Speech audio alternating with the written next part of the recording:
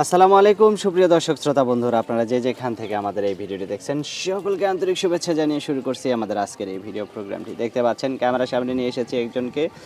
এই সুন্দরী মিষ্টি আপুটির কথাগুলো শুনবো তার নিজের মুখ থেকেই। আসসালামু আলাইকুম আপু, ওয়ালাইকুম সালাম। কেমন আছেন আপনি? ভালো নাই ভাই, খুব সমস্যার মাঝে আছে।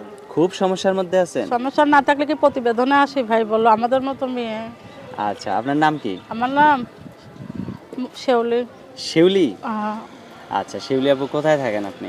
আমি থাকি খুলনাতে। খুলনা? তো এই যে ক্যামেরার সামনে কি সমস্যার কারণে আসছেন বলেন একটু, ক্যামেরার দুই সামনে একটা। কেন আইছি ভাই, আমরা হয়েছি কষ্টের মানুষ, অসহায় মানুষ, বিপদে পড়ে আইছি। আচ্ছা আমাদের তো কোনো রাস্তা নাই ভাই, আমরা গরিব মানুষ, বাবা নাই, মাটা আছে অসুস্থ। আচ্ছা। মাটার টাকার জন্য চিকিৎসা করতে পারতেছি না, খুব আপনার বিপদ স্বামী? আছে। আমার স্বামী নাই। তো স্বামী নাই কেন? বিয়ে হয়েছিল, একটা বাচ্চা আছে, একটা মেয়ে। মেয়ে বাচ্চা আছে? হ্যাঁ। মেয়ের বয়স কত? 4 বছর। 4 বছর। তো স্বামী আপনাকে ছেড়ে গেল কেন?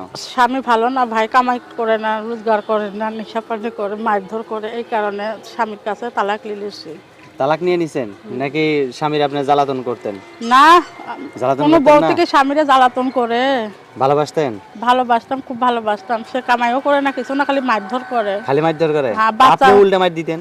আমি আমি কি তার মারতে পারি ভাই, আমরা মহিলা মানুষ। আচ্ছা, তো এই যে এখন ক্যামেরার সামনে আসছেন, অনেকেই তো আপনাকে বিয়ে শাদী করতে চাইবে।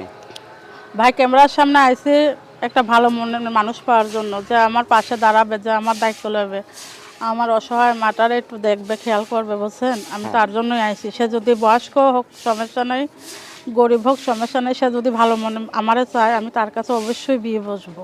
আচ্ছা, অসংখ্য ধন্যবাদ। আপনার ফোন নাম্বারটা বলেন। 0177 0177 96 96, তারপরে 86 86 985। 985। হ্যাঁ, এটাই আমার। এটাই আপনার ফোন নাম্বার? হ্যাঁ। আচ্ছা, ঠিক আছে আপু, ভালো থাকবেন। হ্যাঁ, আচ্ছা। প্রিয় দর্শক, আপনারা ভালো থাকবেন। আজ এ পর্যন্তই, আল্লাহ হাফেজ।